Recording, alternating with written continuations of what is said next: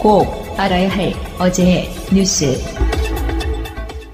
지난 2008년 4월 9일 이명박 정부 출범 45일 만에 18대 총선이 치러졌습니다. 검찰은 당시 총선을 대비해 청와대 정무수석실이 여론조사를 벌인 정황을 포착했습니다. 집권 여당인 한나라당에 유리한 결과를 내기 위해 접전 지역의 유권자들을 상대로 여러 차례 전화조사를 벌였다는 겁니다. 검찰 등에 따르면 2달이 채 안 되는 동안 억대의 비용이 들었습니다. 그런데 박재환 당시 정무수석이 국정원에서 받은 특수활동비를 동원해 여론조사 비용을 충당한 것으로 파악됐습니다. 검찰은 오늘 박 전 수석과 장다사로 당시 정무 1비서관의 자택을 압수수색하고 검찰에 불러 배경을 추궁하고 있습니다. 2012년 이명박 정부의 대선 개입 의혹에 대해선 관련 수사가 아직 계속되고 있지만 집권 직후 치러진 총선부터 청와대가 개입한 정황이 드러난 건 이번이 처음입니다. 검찰은 두 사람에 대해 뇌물수수 및 정치관여 위반 혐의로 구속영장 청구 여부를 검토 중입니다.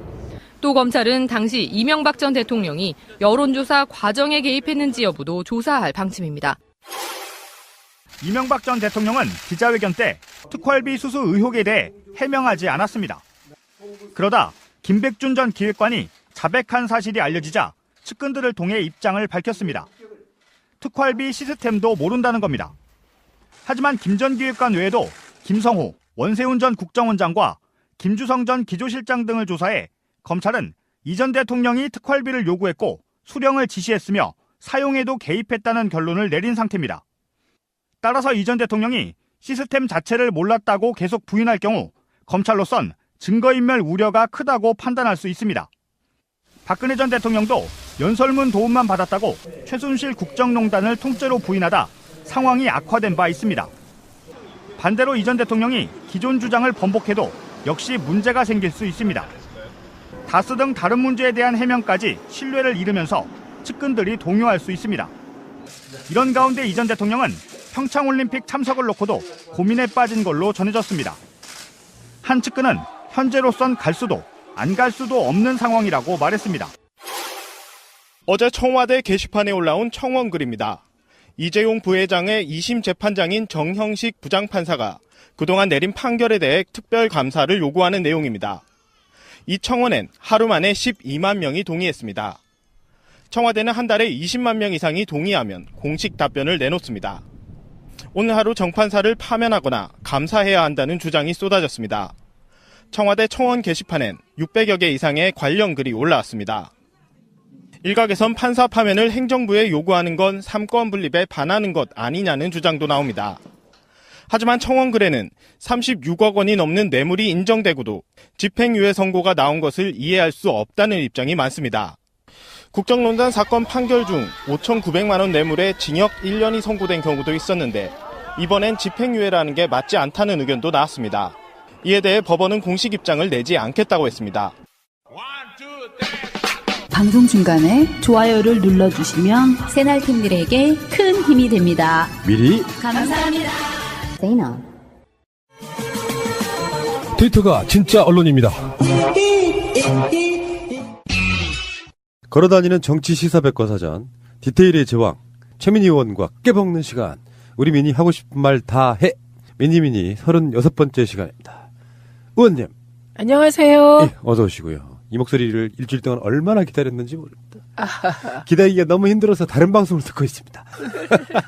자, 민주당 디지털소통위원장 현 남양주 비영지역위원장이시고요.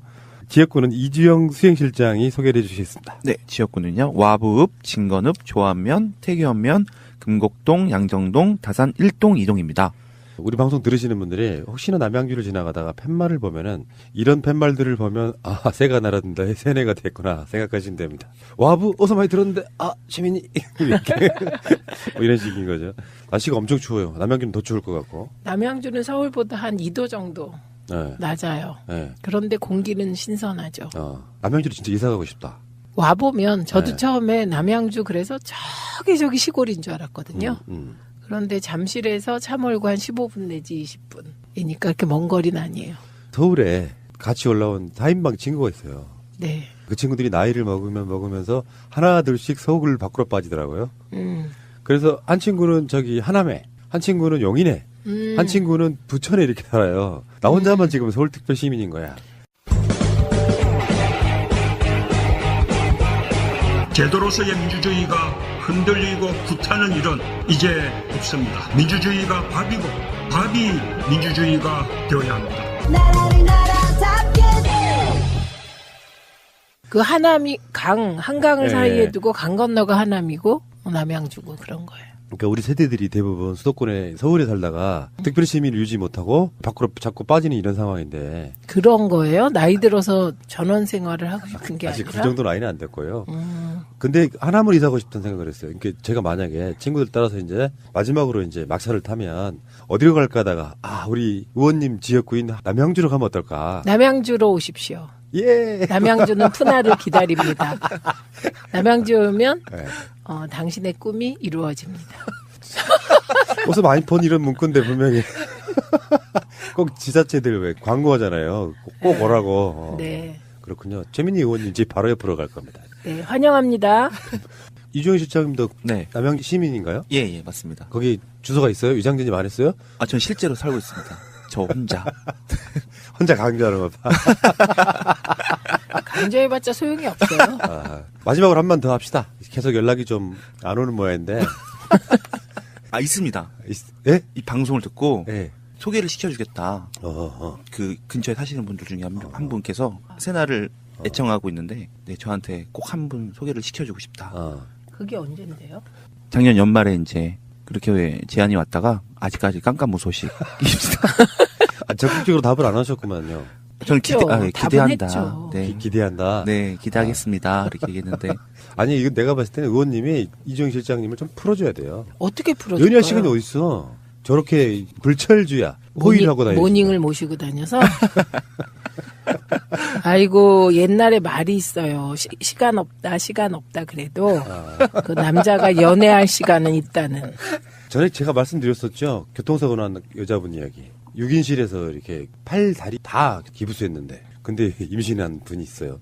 병원 생활 하시면서. 역시 남녀 관계는 참 신묘하신 분이죠. 이주영 실장님, 짬을 좀 내보시기 바랍니다. 노력하겠습니다. 하루에 잠을 2시간씩만 덜 자시면 돼요. 그렇습니까? 그 시간에 데이트를 하면 되지. 혼자 영화도 보고 할 일 다 해요. 할 일 다 하는데 왜 안 되는 거야?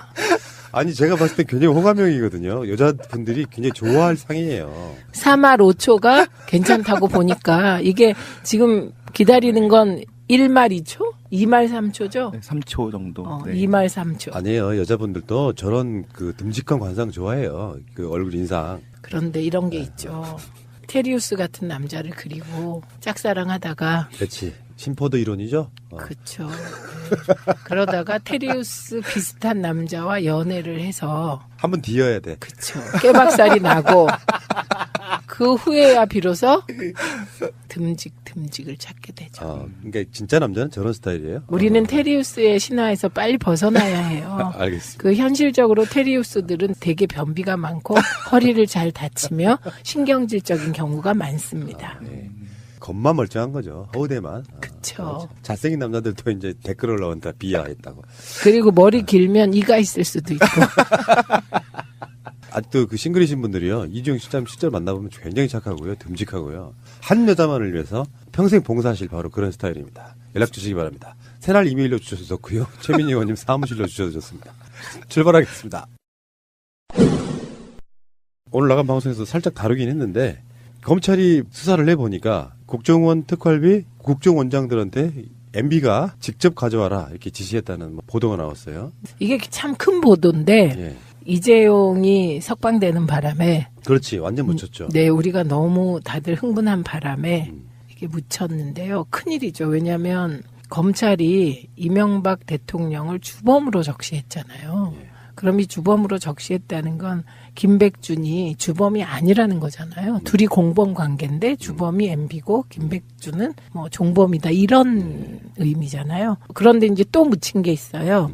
MB 쪽에서 반박문을 냈는데 그것 역시 주목을 받지 못했습니다. 그러니까. 둘 다 주목을 못 받았어요. 네. 그러니까 지금 여기 김백준은 이제 방조죄라고 굉장히 미미한 죄를 준 건데 예전에 그 김태효 같은 사람들 영장 기각됐잖아요. 구속영장. 네. 만약에 그 사람들이 영장이 발부가 됐다면 어떻게 됐을까? 이거 보고 느끼는 게 정말 구속이라는 게 무섭구나. 그렇죠. 그렇죠. 예. 좀 빨리 일이 진행됐을 텐데 불구속되는 바람에 댓글과 관련하여 지금 지지부진해진 거죠. 그러니까 지금 그 어떤 형국이나 상황을 보면 뭐 일부 어쩌다 보면 영장이 기각되는 경우도 있고 그렇더라고요. 특히 민간인 사찰 같은 경우는. 근데 그렇긴 한데 이명박을 포위할 수 있는 울타리는 사실상 촘촘하게 완성돼서 더 이상 못 빠져나가는 정도 그런 느낌 아닌가 싶어요. 김백준이 저렇게 그 말을 할 정도면 이제 뭐 숨을 구멍도 없는 그런. 혹시 이명박 씨를 직접 보신 적 있어요? 직접 본 적 있죠. 아, 오래 사시겠네요. 저요? 동남아시아의 어떤 나라의 신화 속담에 악마를 직접 뵈면 장수한다 이런 말이 깜짝이야. 정말 뭔 말인가 이명박 했어요. 씨가 우리나라의 국민들한테 굉장히 많은 분들한테 장수를 선물하셨습니다. 그리고요. 이게 MB 관련한 좀 의미 있는 기사들이 최근에 몇 개 나왔는데 너무 일이 많아서 평창올림픽이랑 뭐 이재용 건이랑 일이 많아서 묻혔는데 KBS도 특종을 했어요. 그랬어요? 네. KBS는 아예 댓글 작업을 청와대가 직접 했. 이명박 정부 청와대는 국정원과 군사이버사령부의 인터넷 여론조작 사건에서 어느 수준까지 개입했을까? 청와대 진두지휘설이 제기될 때마다 관련자들은 의혹을 강하게 부인해왔습니다. 그런데 KBS가 이를 뒤집을 수 있는 군 내부 문건을 다수 입수했고 오늘부터 차례차례 보도해 드리려고 합니다. 먼저 단순한 배우설을 넘어서 청와대 내부에 인터넷 여론조작팀이 직접 운영됐다는 핵심 관련자 발언이 담긴 문건 내용을 전해드리겠습니다. 지난 2010년 1월 당시 국군 기무사령부 이처 옥과장은 청와대에서 김철균 뉴미디어 홍보비서관에게 기무사의 사이버 활동 내용을 보고합니다. 그리고 김 비서관의 발언을 정리한 문건을 만들었습니다. 대외비입니다. 김 비서관은 청와대가 정부 지지글과 대통령이 관심을 갖는 글에 대해 수시로 사이버상 활동을 하고 있다고 말합니다. 사이버상 활동 내용이 뭔지도 암시합니다. 정부 비난글에 댓글을 다는 것은 오히려 좌파들에게 빌미를 줄 수 있다. 정부 지지글을 많은 사이트에 퍼나르고 조회수를 늘리는 활동이 효과가 있다고 강조합니다. 2010년에 제가 뭐였는지 기억도 안 나네요. 벌써 몇 년이 됐습니까? 전화 끊겠습니다. 특히 이런 활동은 일체 외부에 알리지 않고 청와대 내부에서도 구두로만 보고하고 있다면서 각별한 보안을 지시합니다. 배우설이나 직접 지시설 등 이른바 댓글 사건의 가장 큰 의혹은 청와대가 어느 정도 개입했느냐는 것. KBS가 확보한 문건으로 청와대가 직접 나서 온라인 여론조작을 해왔다는 핵심 관계자의 발언이 처음 확인된 셈입니다. 취재팀은 김 전 비서관의 해명을 듣기 위해 수차례 직장과 자택을 찾았지만 만나지 못했습니다. 네, 근데 KBS가 특종을 하니까 이상하게 주목들을 안 하시는데 그것도 굉장히 큰 내용입니다. 사장이 바뀌니 할 일을 하는군요. 네, KBS의 탐사보도팀이 굉장히 유능한 팀입니다. 그러니까요. 그래서 그 팀들의 이제 풀리면 KBS가 움직이면 진짜 뼈도 못 추린다. 이런 얘기가 과거에 있었거든요. 정현주 사장 시절에. 그래서 어제 그 단독 보도가 청와대가 직접 댓글 작업을 했다는 요지의 그 단독 보도가 KBS 탐사보도팀이 부활하는 계기가 되었으면 좋겠고요. 그다음에 또 하나 있습니다. 이건 저희 당 입장에서는 굉장히 불행한 그 보도인데요. 이건 한겨레 쪽에서 나온 탐사보도인데 댓글 작업에 경찰청도 관여한 것으로 보인다. 그러면 저희는 경찰청에 지금 가짜뉴스와 댓글 조작을 고발해 놓은 입장에서 가슴이 철렁하던데요. 그거 보니까. 그런데 이것도 순진한 생각인 게 그러면 뭐 국정원도 하고 군대도 하고 다 했는데 경찰청만 놔뒀을까요? 지금 말씀하신 KBS나 한겨레 특종들은 사실은 그렇게 의심되어 왔던 부분이 있었거든요. 오죽하면은 왜 낙검수에서도 그랬어요. 청와대 지하에 댓글 부대가 있다. 직접 이명박 내려와서 댓글 뭐 달라고 지시까지 한 적이 있다. 이렇게 이야기한 적도 있으니까 네. 떠돌던 소문들이 사실 확인되는 그런 지점이라고 보는데. 근데 그러면 이제 어떻게 하나요? 경찰청도 댓글 작업을 한 범죄 조직인데 그게 이제 경찰청 사이버 수사대가 했을 거 아닙니까? 아니면 어떤 조직이 했을까요? 그래서 저는 우리는 지금 엄청 큰 건들을 다 서울경찰청 사이버 수사대 고발해놨는데. 이런 경우를 이제 고양이에게 생선을 맡긴다고 하는 건데 그렇다고 경찰을 전면 불신할 수는 없고 그렇죠. 그것을 지시해가지고 어쩔 수 없이 하신 분들도 있을 거고요. 네. 그런 관점들 속에 확실히 그런 건 있어요. 대통령은 바뀌었다 이런 부분이 그런 조직에서 뭔가를 엄청나게 나쁜 범죄성을 실행했던 사람들에 대해서는 다시 이렇게 죄를 줘야 되는 저는 그런 부분이 좀 있다고 생각해요. 벌 주는 거? 죄와 벌. 그렇죠. 죄가 있으면 벌을 받아야죠. 네. 근데 이게 걱정은 이런 거죠. 우리가 댓글 관련하여, 댓글 조작 관련하여 고발을 했잖아요. 근데 그 댓글 조작 방식을 과거에 국정원 댓글에 관여했던 혹시나 누군가가 경찰청 내에서 수사를 하게 된다면 자기가 한 일을 자기가 수사하는. 아, 그렇지. 그런 형국, 영화 같은 그런 일이 생기지 않을까, 이런 우려도 좀 되는 거고요. 그리고 지금 저희가 강하게 의심하고 있는 대목이 하나 있는데요. 예. 지금 댓글을 다는 요 패턴은 국정원 댓글 부대의 댓글 조작 패턴하고 유사합니다. 예. 거의 일치하는 패턴이거든요. 예.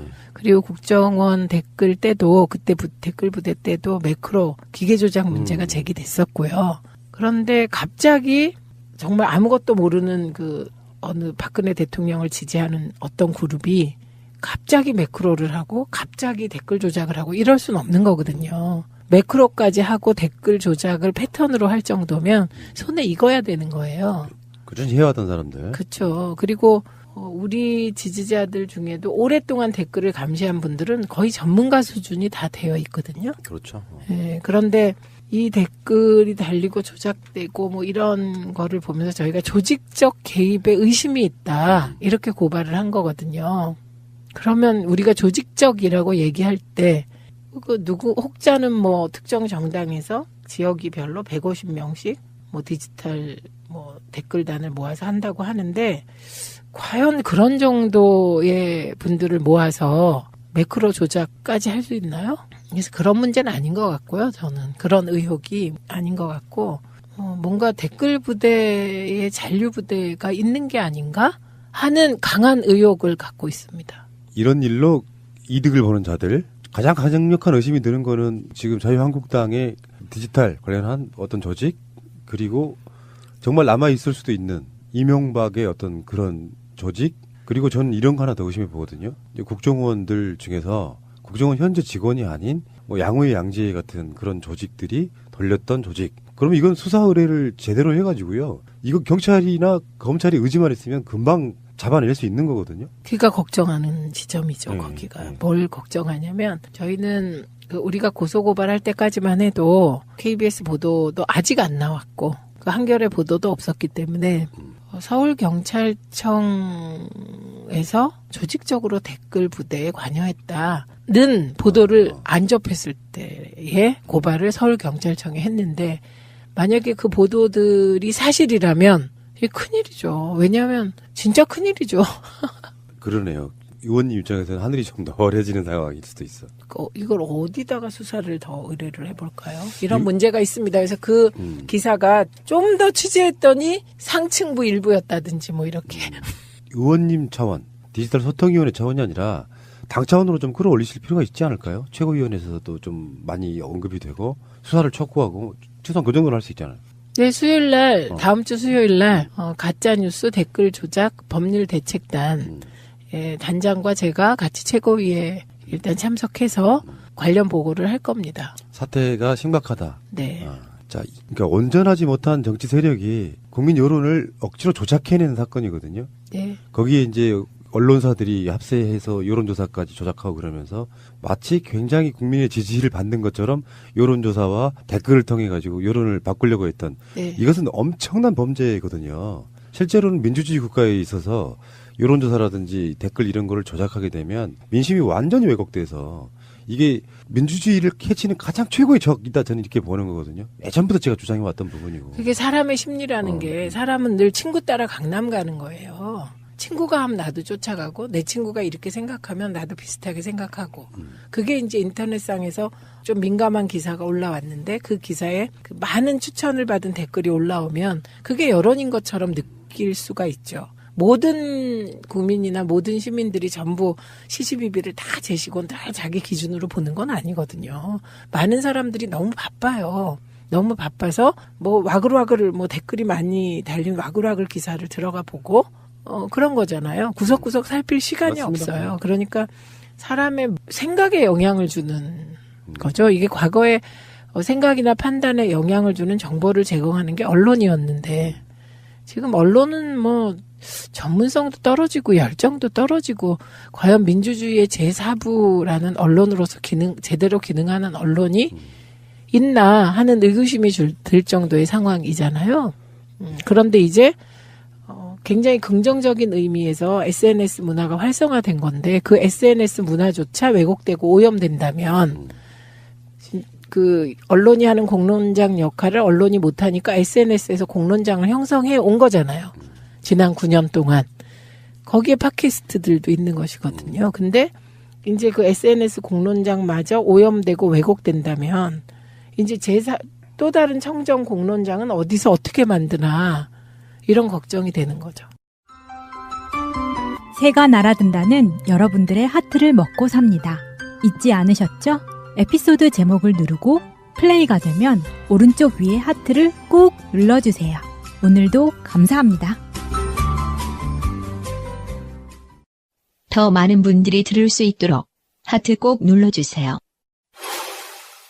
기득권이라는 건 아직까지도 우리보다 훨씬 많은 힘을 갖고 조작하려고 덤비는 부분은 일종의 저항 같은 건데요. 반발, 저항 이런 건데 국민들 뜻이 좀 모아지는 부분이 있다면 그것도 어느 정도는 이렇게 정리가 될 거라고 보는데 그런 걸로 여론 조작이 안 된다는 거를 그래도 세력도 알아야 돼요. 대통령 지지율이 잠깐 빠지고 이런 정도는 제가 봤을 때는 그 큰 영향을 주지 못한다 이렇게 생각을 하거든요. 다시 반등했죠. 근데 언론이 지지율이 50%대로 떨어지니까 마치 50%로 떨어진 것처럼 59% 뭐 57% 이런 거였는데 그렇게 하다가 지지율이 다시 60% 넘어가서 63% 5%까지 간 건 별로 강조해서 보도를 안 하니까 국민들은 문재인 대통령 지지율이 하향 추세구나. 이게 머리에 박히게 이것도 조작하는 거죠.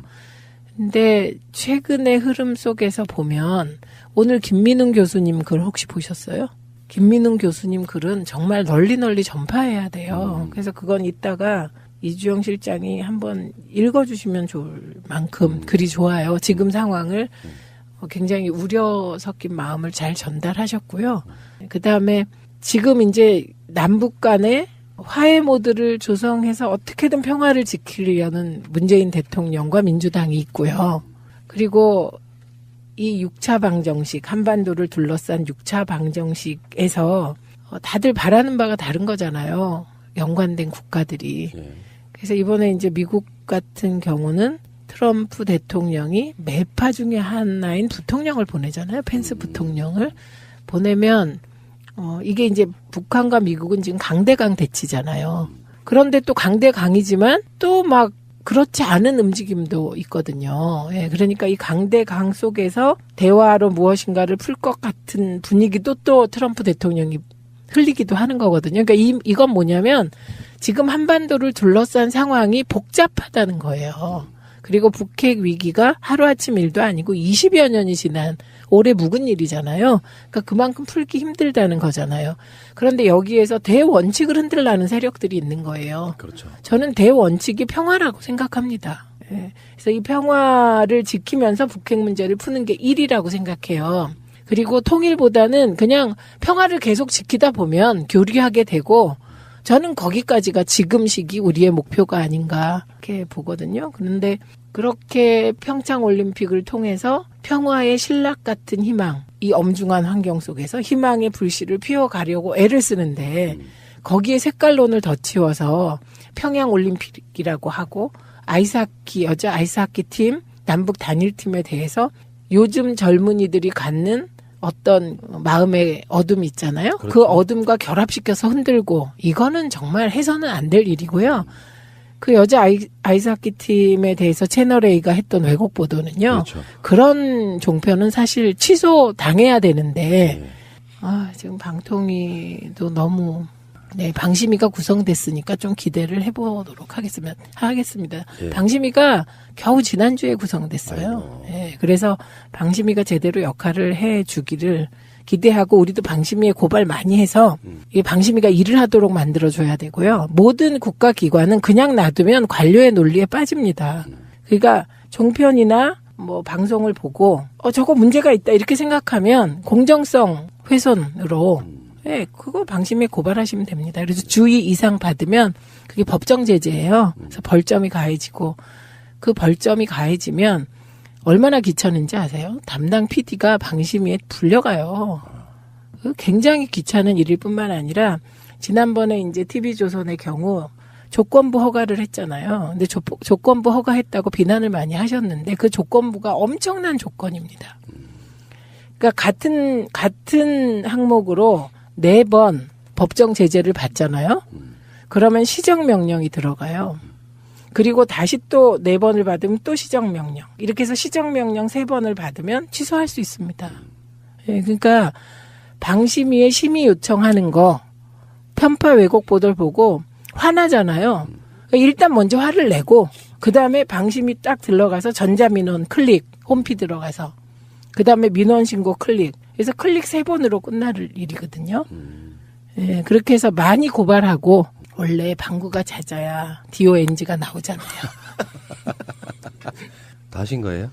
네. 지금 아주 광범위하게 폭주하셔가지고 어색해. 혼자 그죠? 정말 죄송합니다. 아니 별 말씀을요. 그 분노를 이해합니다. 예.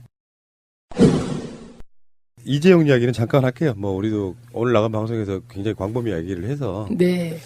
지금 특검이나 이런 반응에 대해서는 언급을 안 했기 때문에 말씀을 드리는 건데 가장 중요한 부분 중에 하나가 가장 큰 죄, 재산 국외도피죄인데 이걸 무죄로 줬어요.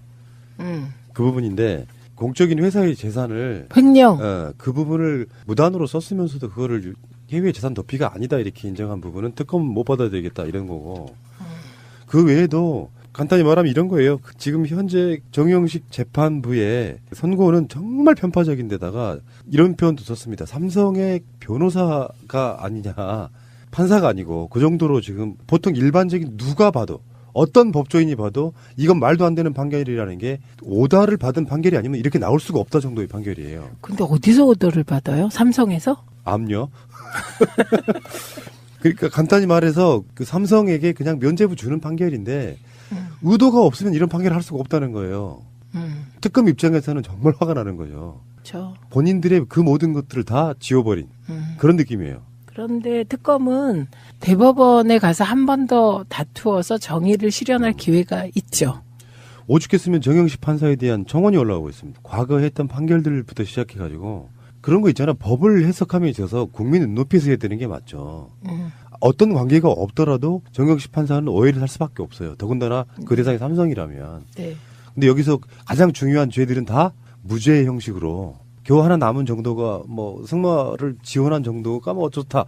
이런 정도로 빠져나가는 상태. 더군다나 더 핵심은 박근혜의 권력의 억압에 의한 어쩔 수 없는 상황이었다. 이걸 다 인정해 준 거거든요. 그 대목을 보면서 노무현 대통령 말씀이 떠올랐어요. 노무현 대통령이 참여정부 한 3년 차인가 그런 말을 했어요. 권력은 이미 시장으로 넘어갔다. 그때 그랬죠. 이미 국가 권력보다 자본 권력이 훨씬 강하다. 그 인정을 한 거거든요. 그래서 비난이 많이 일었습니다. 근데 저는 그 말이 되게 함의하는 바가 여러 가지였다고 생각해요. 적어도 관치 경제를 부활시킬 수는 없다. 그런 메시지이기도 했고요. 그 당시에. 그리고 그 외국에 나가 보면 대한민국은 몰라도 삼성은 안다. 이런 얘기 많이 하잖아요. 그런데 그런 세계적인 기업인 삼성이 박근혜 대통령의 강압에 의해서 뭐를 했다는 그 판단은 그건 삼성을 너무 무시하는 거고요. 맞습니다. 삼성 입장에서도 그게 기분이 좋을까요? 나쁠까요? 동등한 관계 또는 삼성이 만든 대통령일 수도 있어요. 어떻게 어떤 구조를 뒤집어 보면. 근데 그 관계를 다 인정해 주는 건 정영식 판사는 아마 역사에 가장 오점이 남은 정도의 판결을 하지 않았나. 이걸 보고 상식적으로 이해할 수 있는 우리나라 국민이 있을까요? 예, 다들 뭐 울분을 토하시더라고요. 네. 그리고 이게 진짜 말이 안 되는 게요. 문영표 항소심에서도 그러니까요. 실형받았잖아요. 삼성 합병 찬성, 문영표는 유죄인데 경영권 승계에 로비 없었다는 정영식 재판부. 네. 그래서 이게 항소심 재판부 사이에 너무 중요한 판단 지점이 충돌하는 거예요. 그러니까 법원도 재판이 가끔씩 그런 경우 있잖아요. 뭔가 균형이랄까. 그건 다 표준이 있어야지. 네, 고려한다고 합니다. 그런데 지금 그 문영표의 경우는 그럼 무지하게 억울하겠죠. 정영식 재판부가 의도가 있다고 보이는 게 이런 지점 때문이거든요. 그 재판 자체를 어느 정도 이렇게 수준을 맞춰줘야 되는데 너무 튀게 판결을 했으니까 이 사람한테는 의도가 있는 거죠. 그리고 지금 우리가 방송으로 이미 나간 이야기이긴 합니다만 인맥 구조가 굉장히 묘해요. 삼성을 편들 수밖에 없는 상태에다가 최순실까지 연결이 돼 있어요. 인맥이. 다음 주 화요일이 최순실. 뭐 그런 전략이 아닐까 싶은 생각도 들어봤거든요. 최순실은 이제 격가지로 최순실 입장에서 놓고 싶을 거 아니에요. 그냥 자기들끼리 관계에 있어가지고 박근혜에게 떠미는 전략일 수도 있다는 생각이 좀 들어서 박근혜는 오랫동안 잡아두고 최순실은 자기 죄를 좀 2심 올라가면서 감면받고 뭐 이런 방식이잖아요. 그래서 정치적으로 풀어간다는 거죠? 네. 가장 중요한 지점 중에 하나가 삼성인데 어쨌든 간에 이 말도 안 되는 편결에 있어갖고 국민들이 총원을 할 정도면요. 일단 1심 나왔을 때도 징역 5년 선고가 되길래 야 이거 뭐 집행유예 해주려고 그러는 거다라고 대부분의 분들이 이야기를 했어요. SNS에서. 근데 진짜로 집행유예가 나와서 1심을 기반으로 한 저는 집행유예라고 보는 건데 징역 3년에 집행유예 5년? 재벌들한테는 기본적으로 그런 식으로 예전에 형량 선고를 많이 했잖아요. 3.5 법칙. 지금 푸나님이 말씀하신 그 얘기에서 굉장히 중요한 게 있어요. 박근혜 대통령이 청원을 넣은 지점. 그러니까 박근혜는 왜 이 시점에서 이재용에게 선처를 베풀라는 청원을 넣었을까? 요게 되게 좀 이상한 지점이잖아요. 지금 대통령도 아니고 전직 대통령도 아니세요. 지금 피고인이거든요. 그런데 이제 그런 청원을 넣었다는 거죠. 그리고 재판 결과가 대부분 이재용에게 가해졌던 의혹, 이거는 전부 다 무죄가 났어요. 그리고 뇌물 하나 남은 거잖아요. 남겨놓은 거잖아요. 그러면 지금 이제 조중동 일부 보수신문에서 이게 무리한 특검 수사라는 얘기가 나오고 있단 말이죠. 무리한 특검 수사. 그럼 그 무리한 특검 수사는 어디까지 갈까? 이런 의문을 품어보는 거예요. 그러면 좀 아까 말씀하셨듯이 최순실도 뭐 그 곁다리로 가고 박근혜한테 다 몬다. 그렇게 되면 그리고 박근혜는 정치투쟁을 계속 주장해 왔잖아요. 이게 누군가가 만든 프레임이고 나에게 억울하게 누명을 씌웠고 오직 내 잘못은 최순실을 믿은 죄밖에 없다. 지금 이런 프레임이거든요. 그래서 정치투쟁을 계속하면 이 결과가 어떻게 될까. 그래서 어제 재판 결과는 결국은 박근혜와 그를 지지하는 세력에게 정치투쟁의 빌미를 강하게 준 정치적 재판인 거죠. 네, 그래서 이것을 걱정하면서 김민웅 교수님이 글을 쓰신 거예요. 김민웅 교수님의 글입니다. 비상사태다. 그대로 방치할 경우 위기는 시간 문제가 된다. 악령이 도처에서 출몰하고 있다. 평화올림픽을 파산시키려는 거대한 음모가 작동하고 있는 것이다. 냉전체제의 균열은 자신들의 기득권을 해체시킨다는 것을 알고 있는 자들의 강교하고 악의적인 교란 전술이다. 이들은 아주 사소한 것부터 큰 것까지 지속적으로 음해하고 자신들이 조작한 정보를 사실인 양 유포하고 있다.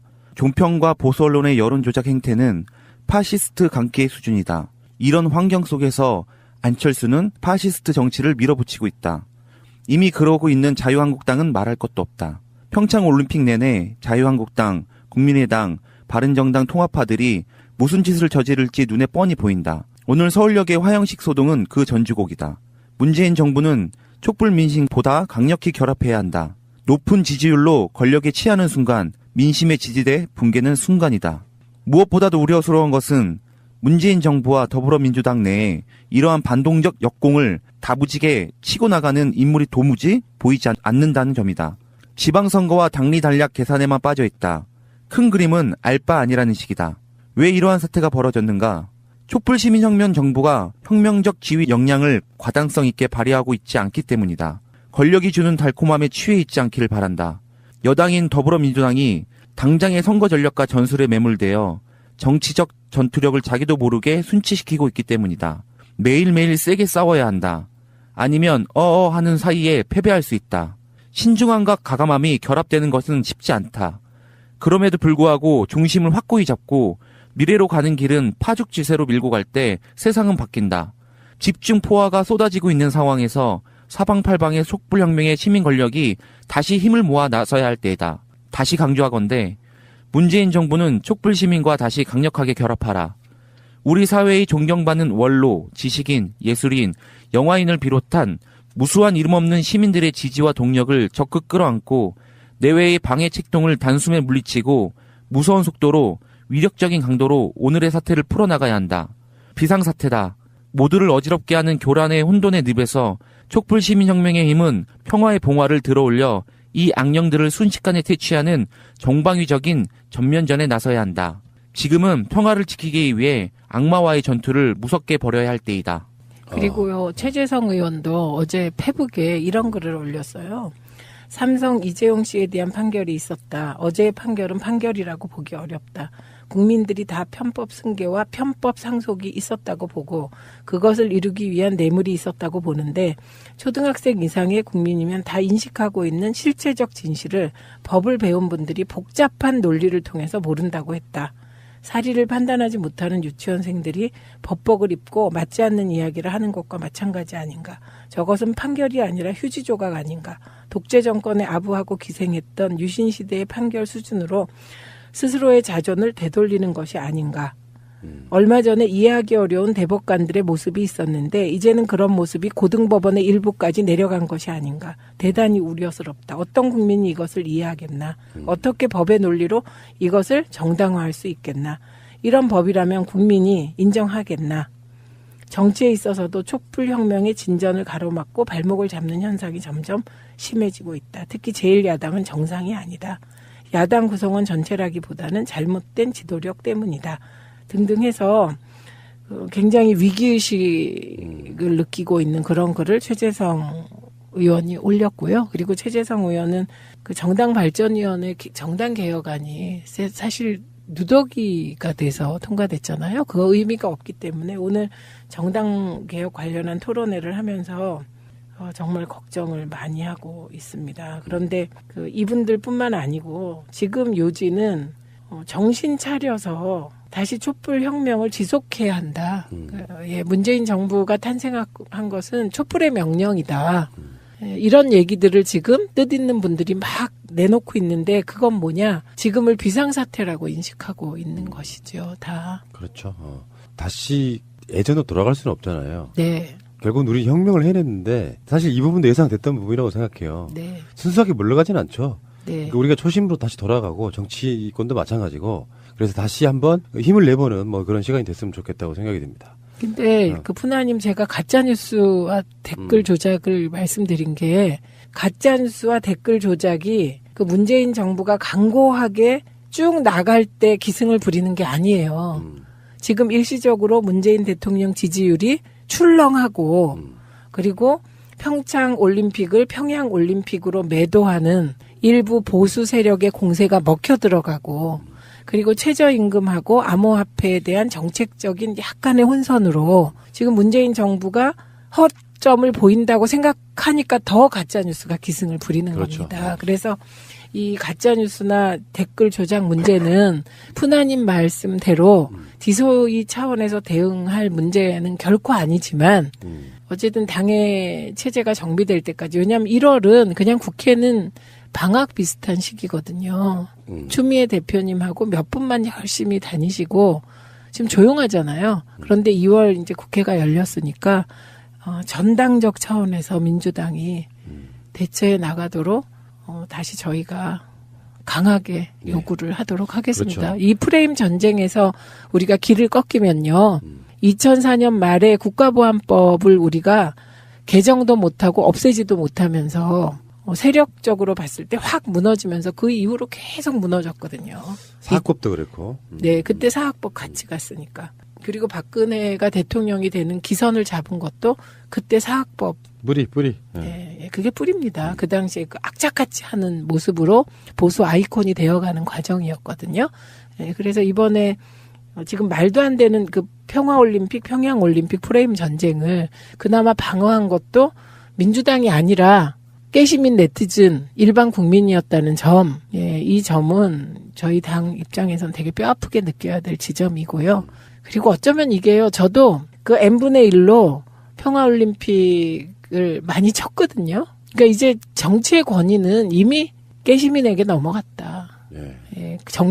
정당에서도 권력이동이 일어났다. 이걸 인정하면 될 것 같아요. 정당이. 기득권은 원래 완고한 저항을 하죠. 촛불로 박근혜를 끌어내린 건 시작에 불과해요. 그것의 시작에 불과한데 사람들이 착각할 수 있죠. 우리가 이겼다, 끝났다 이렇게 보는 시각이 완전히 다른 거니까 완곡에 뿌리 내려 있는 이쪽의 악의 근원 같은 경우는 캐토톱이죠. 뿌리치 캐내야 됩니다.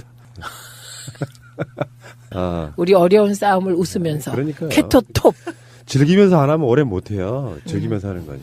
우리 같은 사람들은 안철수, 홍준표를 정말 바보처럼 보잖아요. 본인들은 못 느끼겠지만 자기들은 야당의 당수로 있으니까 뭐 대단한 거라고 보지만 인물이나 어떤 사람 자체의 됨됨이를 보면 한참 아래에 있는 사람들이잖아요. 즐기면서 해야지. 스트레스 받으면서 할 일이 뭐가 있겠어. 아, 근데 저는 눈알림이 아파가지고. 그게 뭐예요? 눈알림이 아파가지고. 아, 눈알. 예, 눈알림. 제가요, 네. 눈알이 아프다 그랬다고 혼났잖아요. 네. 그래갖고 이기명 선생님께서 연락을 하셔서 눈알이 뭐야, 눈알이? 그렇게 막 혼을 내시는 거예요. 그래서 제가, 그랬더니 앞으로는 눈알림이라고 하라고. 자, 알겠고요. 1부 마치고요. 2부에서 뵙겠습니다. 최민희 방송은 다음 에피에서 이어집니다. 완전한 대한민국 문재인과 손잡고 다시 하나 된 우리 대한민국. 끊지 마세요. 끊지 마세요. 아무 생각 없이 듣는 방송 새날의 네버엔딩 스토리 26번 맞나요? 26회가 맞나요? 갑자기 이상해지네. 네, 26회 방송을 시작하도록 하겠습니다. 안녕하세요. 야, 이거 하니까 예전에 군대 때가 생각이 났어요. 갑자기 숫자가 요즘에 좀 발음이 잘 안 나오는데 예전에 군대 갔을 때도 그 점호할 때 1, 2, 3, 4 막 하잖아요. 네. 그럼 애들이 50 넘어가면 좀 헷갈려 해요. 하나, 둘, 셋 하니까 이제 뭐, 쉬운 하잖아요. 쉬운, 쉬운 하나, 쉬운 둘, 쉬운 셋, 쉬운 넷, 쉬운 따, 쉬운 여, 쉬운 일곱, 쉬운 여덟, 쉬운 아홉, 60! 60이 갑자기 60이 이렇게 가고. 그게 남의 일이 아니에요. 그럼 다 대가리 박아. 근데 넘어갔어요, 또 웃긴 거는. 이게 앞자리 바뀔 때마다 심장이 많이 떨렸던 옛날이 떠오릅니다. 자, 오늘도 함께 변함없이 저와 함께 진행해 주실 또 세 분을 소개해 드리도록 하겠습니다. 제 옆에는, 요즘 구독자가 점점 늘어나서 우리 귀농일기가 왕왕 돌아간다고 좋아하신 우리 약초님 자리해 주셨습니다. 네, 안녕하세요. 약초입니다. 네. 야, 여기서 더 어그로를 끌어야 돼요. 어그로를 끌어야 돼요? 네, 또 좀 자극적으로 해서 예. 뭔가 좀 이슈를 내야 됩니다. 그래서 제목이 너무 평범한 것 같아요. 귀농일기는 평범하니까. 어떻게 할까요? 귀농하는 두 사람 해가지고 귀두. 줄여가지고. 귀두 스토리. 귀두 스토리. 이거 바로 10배 늘어납니다. 귀두 스토리. 이거 시즌2로 해가지고. 예. 그렇게 만들까요? 이거 귀두 스토리 하면 대박입니다. 이거 그냥 아무 생각 없이 막 구독 누르는 분들도 있어요. 그냥 제목만 보고. 일단 체크해놓고. 미리 몇 개 해놓거든요. 성인 거 좋아하시는 분들이 있어가지고. 이야. 예. 좋은 방법입니다. 네. 뭐 한 주 동안 요즘 더 춥죠, 안동은? 제가 오늘 올라와 보니까 서울이 더 춥네요. 서울이 더 추워요? 네. 깜짝 놀랐어요. 왠지 그런 걸로 이기기 싫은데. 그러니까 이제 날씨가 좀 꺾일 때도 됐는데 아직까지도 춥더라고요. 저 얼굴이 얼얼해가지고 네. 머리가 아플 정도예요. 알겠습니다. 자, 우리 또 청일점 우리 마차님 자리해 주셨습니다. 안녕하세요, 마차입니다. 네, 우리 마차님 요즘 날씨 많이 춥지 않아요? 엄청 추운데 네. 이게 지금 나이가 네. 들면서 그런지 모르겠는데 그 전까지 제가 왜 내복 항상 입고 있다 그랬었잖아요. 네. 요즘은 아침에 일어나서 더워서 일어나거든요. 보일러도 전혀 안 켜요. 집에서요? 네, 그리고 오늘 나오려고 준비하고 샤워하고 하면서도 창문 열어놓고 있어서 너무 더워서. 목욕도 찬물로 하고. 난 뭐지? 목욕도 찬물로 하고. 아니 목욕은 그래 따뜻한 물로 하는데 뭘까요? 작년하고 올해하고 제가 너무 달라요. 그 삼바이에서 그 인삼을 먹었어요? 아니 요즘 열받는 일이 좀 많이 있었다던가. 아니에요. 저는 원래 추위를 엄청 많이 타기 때문에 집에서도 원래 내복 입고 수면 바지 입고 막 이렇게 다 껴입고 있는데 요새는 반팔 티에 반바지 입고 있어요. 추운데 요즘 추위를 안 탄다 이제. 이제 한국의 날씨 완전히 적응한 모습으로 이렇게 또 와주셨고요. 자, 그리고 우리 야수님 잘해 주셨습니다. 안녕하세요, 야수입니다. 네. 겨울 되면은 항상 좀 생각이 많이 나요. 왜요? 요즘에는 뉴스에서 많이 보도가 안 됐는데, 아니, 볼 때마다 느끼지만 그 멧돼지들이 산에서 이렇게 내려와가지고, 인간하고 이렇게 어울리는 모습을 보잖아요. 그 얼마 전에 그 조세호 씨가 네. 그 기상캐스터로 나와가지고 네네. 동장군으로 이렇게 네네네. 했잖아요. 여의도역에서. 예, 똥똥한 사람이 목 없이 이렇게 하고 있으니까 꼭 제 생각이 나더라고요. 짧아요, 진짜로. 제가 조세호 씨를 이제 코빅 왔다 갔다 할 때 잠깐 봤는데, 아직도 이 몸매가 되게 애기들 귀여운 몸매 있잖아요. 신생아 몸매. 신생아 몸매. 지금도 그래요. 성인이 됐는데도. 근데 톰 브라운 너무 좋아하잖아. 살이 쪘는데도 귀여워요. 참 특이해. 자, 그래서 오늘의 주제를 또 저희가 정했습니다. 뭐 다양한 얘기를 했는데 오늘의 주제는 뭐냐면 오늘 추위 얘기를 했지만 전혀 상관없는 나 껌 좀 씹었다. 쉽게 얘기해서 뭐 진짜 뭐 껌 씹었던 얘기 하셔도 되고요. 아니면 뭐 껌 씹는 알바를 했다던가 이거 다 되고. 껌 씹는 알바는 뭐예요? 뭐 그런 거 없을까요? 있지 않을까요? 큰 회사에서 이렇게 껌 씹어보고 몇 번 씹으면 딱딱해지나요? 실험하는 거 이런 거. 침도 좀 뱉어주고. 이런 거 그거 하는 분이 있다는 얘기는 듣긴 했어요. 그죠? 그런 거 있죠? 예, 껌 씹어가지고 그 질감을 이렇게. 턱 굵어진다고 하는 얘기 많이 하죠. 껌 많이 씹으면. 사각턱. 그래갖고 뭐 옛날에 박경림 씨 보고 뭐 껌 얼마나 씹냐 하루에 뭐 이런 얘기도 있었고 많았습니다. 그래서 오늘 여러 가지 은유적 표현이 있습니다. 뭐 나 예전에 좀 놀았다. 뭐 이런 의미도 있으니까 다양하게 저희가 열고 한번 진행하도록 하겠습니다. 가위바위보로 또 순서 한번 정해볼까요? 자, 가위바위보! 야, 바뀌었다. 드디어 바뀌었어. 두 분네. 가위바위보. 자, 우리 야수님 1등, 마차님 2등. 자, 가위바위보! 가위바위보! 그 다음에 우리 약초님이 3등, 제가 4등 했습니다. 자, 그럼 오늘 제가 소재 탐색을 위해서 세 번째 하겠습니다. 세 번째. 내가 세 번째 하려고 그랬는데. 그럼 제가 네 번째 할게요. 네 번째.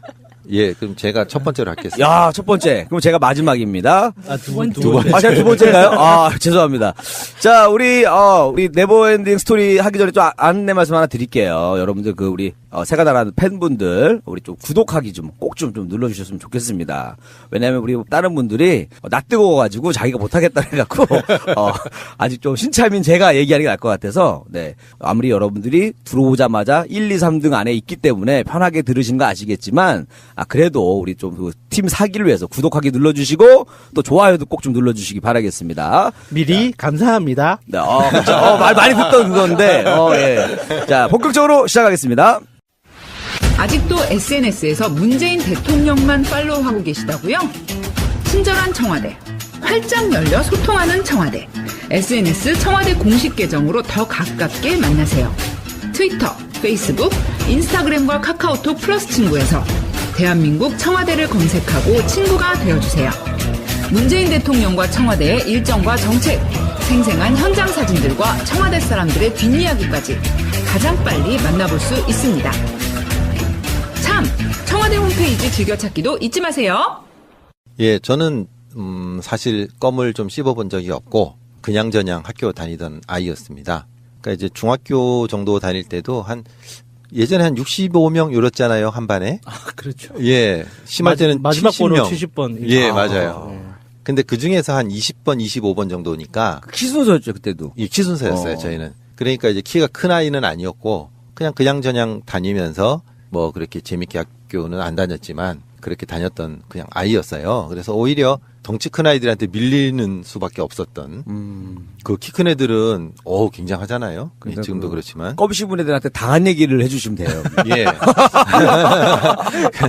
그런데 제가 이제 고등학교 1학년 1학기까지만 학교를 다니고 이제 학교를 못 다녔는데 이제 그다음에 이제 학교를 안 가니까 뭐 애들 만날 일도 없고 뭐 사실 뭐 고등학교 들어가서는 애들이 그 당시 이제 공부하느라 정신이 없으니까 걔네들하고 어울리지만 않으면은 뭐 특별한 일도 없었거든요. 그 고등학생이 공부하느라 정신이 없다는 건 어떤 고정관념 같은 거 아닌가요? 그랬군요. 사실 고등학교 때가 제일 모두 왕성할 때거든요. 성에도 눈을 뜨기 시작하고. 얼마나 재밌는데요. 네. 아침에도 뭔가 좀 발기차게 하루를 시작하는 그런 나이인데. 그 얘기 하시니까 제가 준비한 건 아닌데 갑자기 생각난 건데 저희 학교가 강남구청 앞에 있는 영동고등학교였어요. 고등학교가 제가 한 6개월 다닌. 명문 아니에요? 근데 그 당시에는 뺑뺑이니까요. 그 당시 뭐 경기, 휘문, 그 다음에 뭐 영동 뭐 이런 게 비슷비슷했어요. 좀 잘 나가는 학교를 그래도 가셨네요. 그죠? 예, 그냥 뺑뺑이 하다 보니 갔는데 그 유명한 서클이 있었어요. 폭력 서클. 예, 폭력 서클이 있어가지고 이제 걔네들은 이제 아예 그냥 보통 다른 학생들하고 어울리지도 않는 이제 그런 상황이었어요. 그러니까 애들하고 뭐 이렇게 얽히지도 않는데. 굉장히 좋네. 예, 근데 전설적인 얘기들이 몇 가지가 있었어요. 그래요. 이런 얘기 재밌어요. 이제 어떤 애가 좀 선생님한테 열받아가지고 의자를 들고 유리창을 다 깨고 했는데도 안 잘렸다. 뭐 이런 얘기들. 와. 그 잘려야 전설이죠. 그래서 길에서 내 만나지 마소 하고 딱 겁나서 전설이 되는 겁나서 못 잘랐다는 얘기가 이럴 수가 있어요. 하고서 다 깨고 나서 너 왜 그랬어? 이중샷시로 바꿔드리겠습니다. 장학생으로 임명합니다. 뭐 이런 거죠. 또 하나 더 얘기가 있는데 그때 저희 그 과목은 정확히 기억이 안 나는데 미술 선생님 같아요. 근데 그분이 미술 선생님이면서도 좀 옛날에 놀았던 것 같아요. 애들을 많이 때렸어요. 이렇게 플라스틱으로 된 이제 몽둥이로 때리면 플라스틱이 다 깨져 나갈 정도로 애들을 많이 때리고 그랬는데 한 번은 너무 많이 때리니까 그 저희 담임 선생님이 이것도 전설로 내려오는 거였어요. 불렀대요. 옥상으로 좀 올라가라. 선생님 너무하다 이거는. 애들을 그렇게 때리면 되냐. 근데 이제 이쪽에 미술 선생님이 좀 노는 경력이 있는 분이잖아요. 근데 알고 보니까 우리 담임 선생님이 유도를 했었던 분이었던 거예요. 그래서 한 방에 제압을 하고 내려왔다 하는 전설이 있었어요. 선생님들끼리. 선생님들이. 거의 무슨 옛날에 그 영화 그 두사불체 보는 것 같아요. 선생님들 싸우고. 전설처럼 내려온 이야기였어요. 그래서 우리 담임 선생님을 건드리면 안 된다. 뭐 이런 얘기. 선생님 껌 씹은 얘기까지 좀 예, 일단은 선생님 껌 씹은 얘기까지 했는데 벌써 5분 지났네요. 근데 그러다가 제가 이제 체육관에 조금 다닌 적이 있어요. 근데 우리나라 남성 중에 이제 99%가 다 태권도 검은띠는 되잖아요. 군대에서도 다 뭐 따고 오고 이러니까. 그래서 별 내세울 게 없는데 이제 제가 그 88년도 이제 올림픽을 보고 나서 그 해가 다 지나갈 때쯤에 한번 운동을 좀 해볼까? 이래가지고 동네 전화번호부를 한번 뒤져봤어요. 오래간만에 듣는데 전화번호부. 예. 그게 이제 들었는데. 예전에 굉장히 두꺼운 게 있었고, 그 다음에는 지역 전화번호부가 나오고, 네. 지금 이제 옐로우 페이지로 나오고, 지금 이제 아예 그냥 뭐 음식 주문하는 거 따로 나오잖아요. 지금도 전화번호부가 나와요? 지금도 나온다는 걸로 알고 있는데 옐로우 페이지라고. 본 오래돼가지고 본 적이 없어요. 예. 근데 그때 전화번호부를 뒤지니까 체육관 이렇게 해서 쫙 이렇게 나오는데 어디를 한번 가볼까 하고 쑥 읽어봤어요. 그런데 멋있는 이름이 하나가 있는 거예요. 뭔데요? 그게 특공무술이었어요. 그래가지고 그 멀지도 않고 그래가지고 한번 가봤어요. 가봤더니 이제 상가에 있었는데 1층에 이제 간판이 있는 거잖아요. 근데 거기 뭐라고 써 있었냐면 대한특공무술협회 중앙도장 딱 이렇게 써 있는 거예요. 가보니까 더 멋있잖아요. 네. 그냥 특공무술도 아니고 협회 중앙도장이란 거예요. 그래서 이제 올라가 봤더니 이제 사범이 한 명 딱 있었는데 저보다 키가 많이 작고 굉장히 앳돼 보이는 사람이었어요. 근데 알고 보니까 저보다 이제 나이가 한 5살 정도 많은 사범님이었는데 뭐 이렇게 키도 작은 사람이 있어? 그래도 이제 이름이 멋있으니까 일단은 해보자. 검은 정도복 입지 않아요? 예, 검은 도복 입죠. 뒤에 특공 뭐 무술 쏘고 주먹 딱 그림 있고. 예, 맞아요. 네. 그래가지고 이제 등록을 하고 이제 봤더니 이제 그분이 사범이었어요, 진짜로. 키가 굉장히 작은데. 거의 1인 기업이네요, 그냥. 아니었어요. 이제 이야기가 더 많아요. 그래가지고 들어갔는데 정말 그분은 굉장히 운동을 잘하는 분이었어요. 그러니까 벽 밟고 막 뛰고 막 이렇게 붕붕 나르는 그런 정도 수준이었던 거예요. 그래서 처음에 가가지고 이제 으쌰으쌰 하면서 이제 배우죠. 발차기도 하고 뭐 낙법도 하고 막 이렇게 하는데 처음에 들어가서 이제 벽을 봤어요. 벽을 보니까 우리 총사라고 하는 사람이 발차기를 하는 게 나와 있는데 막 날아다니는 사진이 있는 거예요.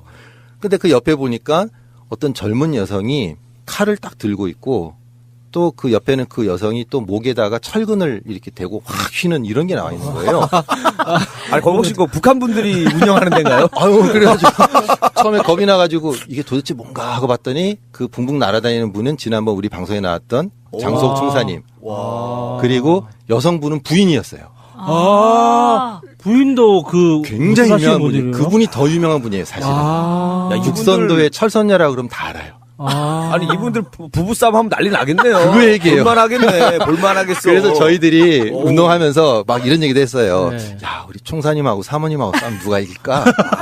우리가 사모님이 이길 것 같아. 사모님이 더 무섭잖아. 막 그러고.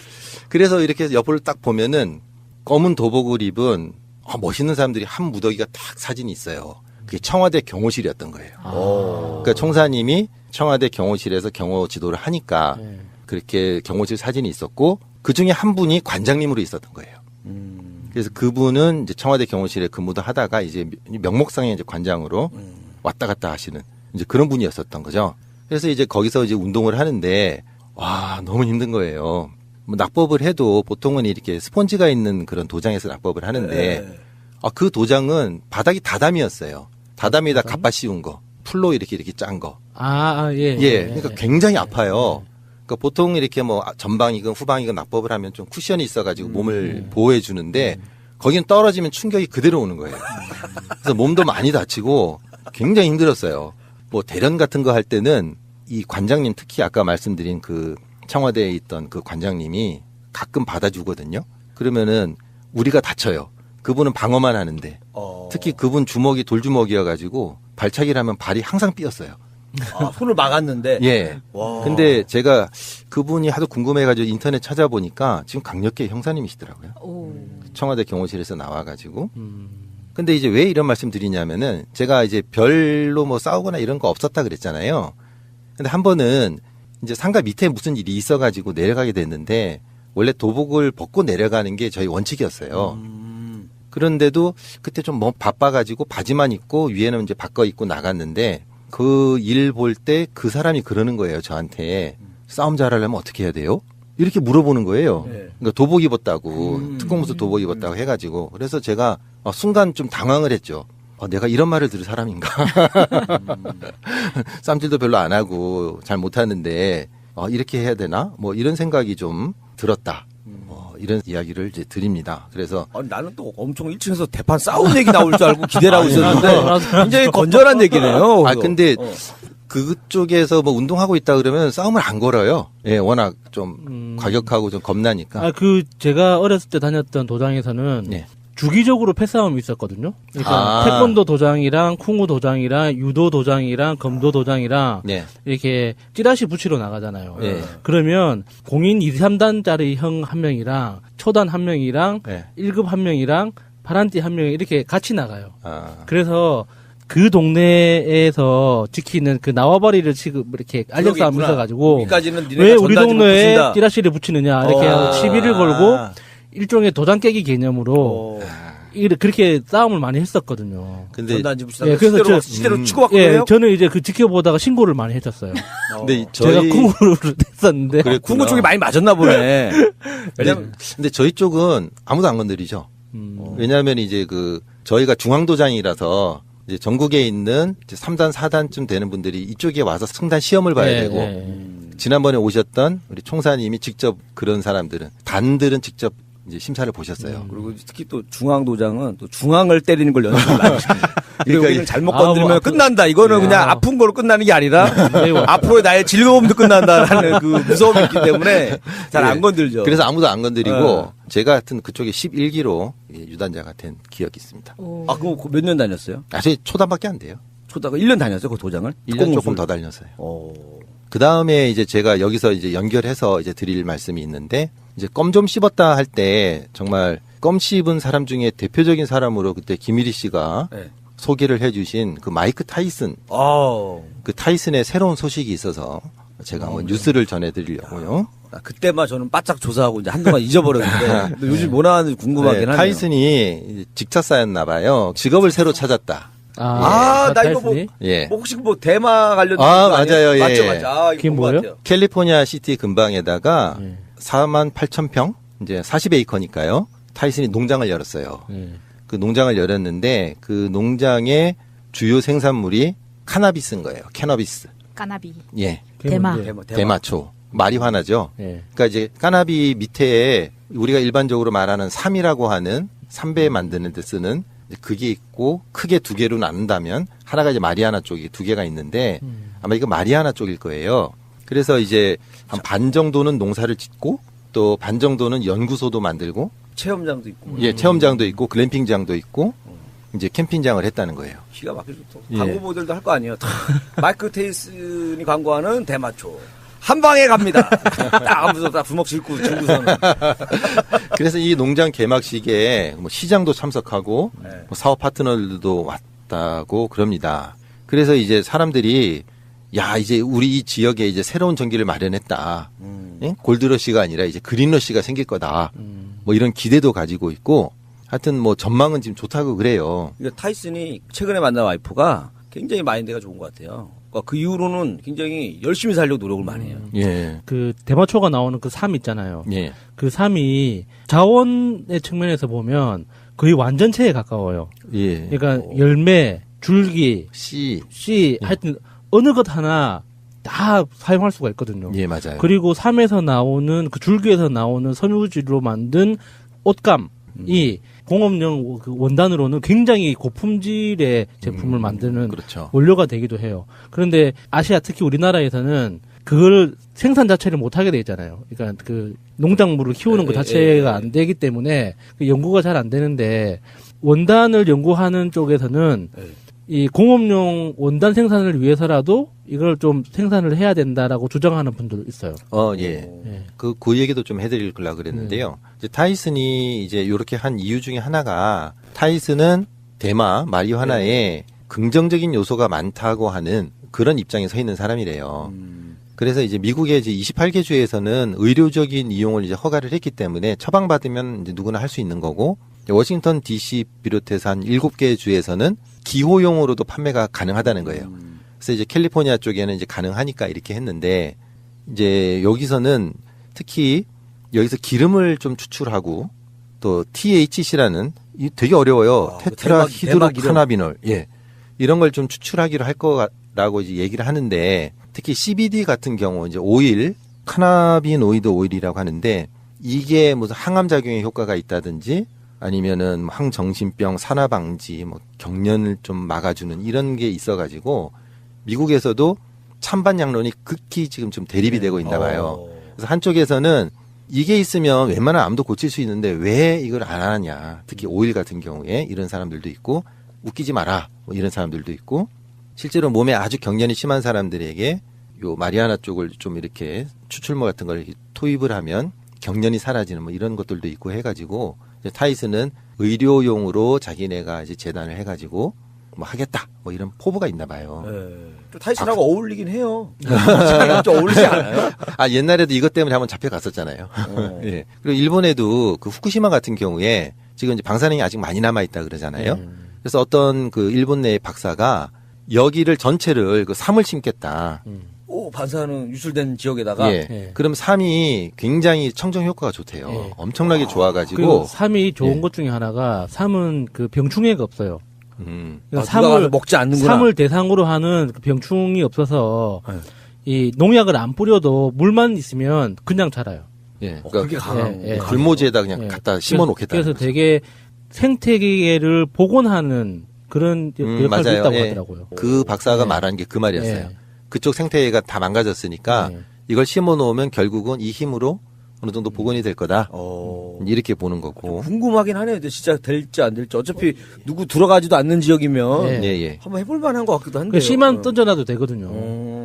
예, 그래서 이제 타이슨도 이제 그런 게 장점이 있다 하면서 그 외상후 스트레스 장애에 있는 그 군인들 같은 경우도 돕겠다. 예, 뭐 그런 얘기도 지금 해서 이 하여튼 화제가 되고 있는 예, 그런 상황입니다. 껌 엄청 씹었죠. 엄청나죠. 근데 그 껌하면 항상 그 사람이 떠오르긴 해요. 나는 마이클 조단. 마이클 조단 맞아요. 껌 씹으면서 농구했잖아요. 약간 껌 씹으면 자신감을 상승시켜주는 그런 것도 있지 않아요? 혀 깨물면 자신감 떨어지던데.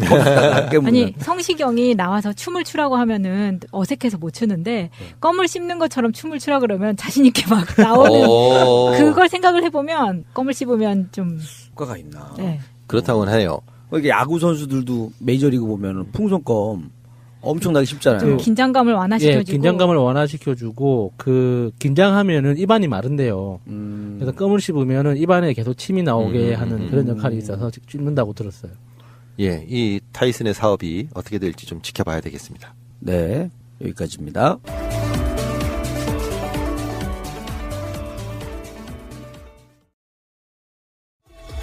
꼭 알아야 할 어제의 뉴스. 지난 2008년 4월 9일 이명박 정부 출범 45일 만에 18대 총선이 치러졌습니다. 검찰은 당시 총선을 대비해 청와대 정무수석실이 여론조사를 벌인 정황을 포착했습니다. 집권 여당인 한나라당에 유리한 결과를 내기 위해 접전 지역의 유권자들을 상대로 여러 차례 전화조사를 벌였다는 겁니다. 검찰 등에 따르면 2달이 채 안 되는 동안 억대의 비용이 들었습니다. 그런데 박재환 당시 정무수석이 국정원에서 받은 특수활동비를 동원해 여론조사 비용을 충당한 것으로 파악됐습니다. 검찰은 오늘 박 전 수석과 장다사로 당시 정무 1비서관의 자택을 압수수색하고 검찰에 불러 배경을 추궁하고 있습니다. 2012년 이명박 정부의 대선 개입 의혹에 대해선 관련 수사가 아직 계속되고 있지만 집권 직후 치러진 총선부터 청와대가 개입한 정황이 드러난 건 이번이 처음입니다. 검찰은 두 사람에 대해 뇌물수수 및 정치관여 위반 혐의로 구속영장 청구 여부를 검토 중입니다. 또 검찰은 당시 이명박 전 대통령이 여론조사 과정에 개입했는지 여부도 조사할 방침입니다. 이명박 전 대통령은 기자회견 때 특활비 수수 의혹에 대해 해명하지 않았습니다. 그러다 김백준 전 기획관이 자백한 사실이 알려지자 측근들을 통해 입장을 밝혔습니다. 특활비 시스템도 모른다는 겁니다. 하지만 김 전 기획관 외에도 김성호, 원세훈 전 국정원장과 김주성 전 기조실장 등을 조사해 검찰은 이 전 대통령이 특활비를 요구했고 수령을 지시했으며 사용에도 개입했다는 결론을 내린 상태입니다. 따라서 이 전 대통령이 시스템 자체를 몰랐다고 계속 부인할 경우 검찰로선 증거인멸 우려가 크다고 판단할 수 있습니다. 박근혜 전 대통령도 연설문 도움만 받았다고 최순실 국정농단을 통째로 부인하다 상황이 악화된 바 있습니다. 반대로 이 전 대통령이 기존 주장을 번복해도 역시 문제가 생길 수 있습니다. 다스 등 다른 문제에 대한 해명까지 신뢰를 잃으면서 측근들이 동요할 수 있습니다. 이런 가운데 이 전 대통령은 평창올림픽 참석을 놓고도 고민에 빠진 걸로 전해졌습니다. 한 측근은 현재로선 갈 수도 안 갈 수도 없는 상황이라고 말했습니다. 어제 청와대 게시판에 올라온 청원글입니다. 이재용 부회장의 2심 재판장인 정형식 부장판사가 그동안 내린 판결에 대해 특별 감사를 요구하는 내용입니다. 이 청원엔 하루 만에 12만 명이 동의했습니다. 청와대는 한 달에 20만 명 이상이 동의하면 공식 답변을 내놓습니다. 오늘 하루 정판사를 파면하거나 감사해야 한다는 주장이 쏟아졌습니다. 청와대 청원 게시판엔 600여 개 이상의 관련 글이 올라왔습니다. 일각에선 판사 파면을 행정부에 요구하는 건 삼권 분립에 반하는 것 아니냐는 주장도 나옵니다. 하지만 청원글에는 36억 원이 넘는 뇌물이 인정되고도 집행유예 선고가 나온 것을 이해할 수 없다는 입장이 많습니다. 국정농단 사건 판결 중 5,900만 원 뇌물에 징역 1년이 선고된 경우도 있었는데 이번엔 집행유예라는 게 맞지 않다는 의견도 나왔습니다. 이에 대해 법원은 공식 입장을 내지 않겠다고 했습니다. 방송 중간에 좋아요를 눌러주시면 새날팀들에게 큰 힘이 됩니다. 미리 감사합니다. 트위터가 진짜 언론입니다. 걸어다니는 정치 시사백과사전 디테일의 제왕 최민희 의원과 깨먹는 시간. 우리 미니 하고 싶은 말 다 해. 미니 36번째 시간입니다. 의원님 안녕하세요. 예, 어서 오시고요. 이 목소리를 일주일 동안 얼마나 기다렸는지 모릅니다. 기다리기가 너무 힘들어서 다른 방송을 듣고 있습니다. 자, 민주당 디지털소통위원장 현 남양주 비영지역위원장이시고요. 지역구는 이주영 수행실장이 소개를 해주시겠습니다. 네, 지역구는요. 와부읍, 진건읍, 조안면, 태교면, 금곡동, 양정동, 다산 1동 2동입니다. 우리 방송 들으시는 분들이 혹시나 남양주를 지나가다가 팻말을 보면은 이런 팻말들을 보면 아 새가 날아든다 새내가 됐구나 생각하시면 됩니다. 와부 어서 많이 들었는데 아 재민이 이렇게 뭐 이런 식인 거죠. 날씨가 엄청 추워요. 남양주는 더 추울 것 같고. 남양주는 서울보다 한 2도 정도 네. 낮아요. 네. 그런데 공기는 신선하죠. 남양주로 진짜 이사 가고 싶다. 와보면 저도 네. 처음에 남양주 그래서 저기 시골인 줄 알았거든요. 그런데 잠실에서 차 몰고 한 15분 내지 20분이니까 그렇게 먼 거리는 아니에요. 서울에 같이 올라온 4인방 친구가 있어요. 네. 그 친구들이 나이를 먹으면서 하나 둘씩 서울 밖으로 빠지더라고요. 그래서 한 친구는 저기 하남에, 한 친구는 용인에, 한 친구는 부천에 이렇게 살아요. 나 혼자만 지금 서울특별시민인 거야. 제도로서의 민주주의가 흔들리고 구타는 일은 이제 없습니다. 민주주의가 밥이고 밥이 민주주의가 되어야 합니다. 그 하남이 한강을 네. 사이에 두고 강 건너가 하남이고 남양주고 그런 거예요. 그러니까 우리 세대들이 대부분 수도권에 서울에 살다가 특별 시민을 유지 못하고 밖으로 자꾸 빠지는 이런 상황인데 그런 거예요? 나이 들어서 전원 생활을 하고 싶은 게 아직 아니라? 그 정도 나이는 안 됐고요. 근데 하나만 이사하고 싶다는 생각을 했어요. 그러니까 제가 만약에 친구들 따라서 이제 마지막으로 이제 막차를 타면 어디로 갈까 하다가 우리 의원님 지역구인 남양주로 가면 어떨까? 남양주로 오십시오. 예. 남양주는 푸나를 기다립니다. 남양주 오면 당신의 꿈이 이루어집니다. 어서 많이 본 이런 문구인데 분명히 꼭 지자체들 왜 광고하잖아요. 꼭 오라고. 네. 그렇군요. 최민희 의원님 집 바로 옆으로 갈 겁니다. 네, 환영합니다. 이주영 실장님도 네. 남양 시민인가요? 예, 맞습니다. 거기 주소가 있어요? 위장전입 안 했어요? 전 실제로 살고 있습니다. 저 혼자. 혼자 강조하는 거 봐. 강조해봤자 소용이 없어요. 마지막으로 한 번 더 합시다. 계속 연락이 좀 안 오는 모양인데. 있습니다. 예? 이 방송을 듣고 예. 소개를 시켜주겠다. 그 근처에 사시는 분들 중에 한 분께서 새날을 애청하고 있는데 저한테 꼭 한 분 소개를 시켜주고 싶다. 그게 언젠데요? 작년 연말에 이제 그렇게 제안이 왔다가 아직까지 깜깜무소식입니다. 적극적으로 답을 안 하셨구만요. 저는 기대한다. 네. 기대한다. 네, 기대하겠습니다. 이렇게 얘기했는데. 아니, 이건 내가 봤을 때는 의원님이 이주영 실장님을 좀 풀어줘야 돼요. 어떻게 풀어줄까요? 연애할 시간이 어딨어. 저렇게 불철주야. 호의하고 다니고. 모닝을 모시고 다녀서. 아이고, 옛날에 말이 있어요. 시간 없다 그래도 그 남자가 연애할 시간은 있다는. 전에 제가 말씀드렸었죠. 교통사고 난 여자분 이야기. 6인실에서 이렇게 팔, 다리 다 기부수했는데. 근데 임신한 분이 있어요. 병원 생활 하시면서. 역시 남녀 관계는 참 신묘하신 분이죠. 이주영 실장님, 짬을 좀 내보시기 바랍니다. 노력하겠습니다. 하루에 잠을 2시간씩만 덜 자시면 돼요. 그렇습니까? 그 시간에 데이트를 하면 되지. 혼자 영화도 보고 할 일 다 해요. 할 일 다 하는데 왜 안 되는 거야? 아니 제가 봤을 때 굉장히 호감형이거든요. 여자분들이 굉장히 좋아할 상이에요. 3말 5초가 괜찮다고 보니까 이게 지금 기다리는 건 1말 2초? 2말 3초죠? 네, 3초 정도. 네. 2말 3초. 아니에요. 여자분들도 저런 그 듬직한 관상 좋아해요. 그 얼굴 인상. 그런데 이런 게 있죠. 테리우스 같은 남자를 그리고 짝사랑하다가 그렇지. 심포드 이론이죠? 그렇죠.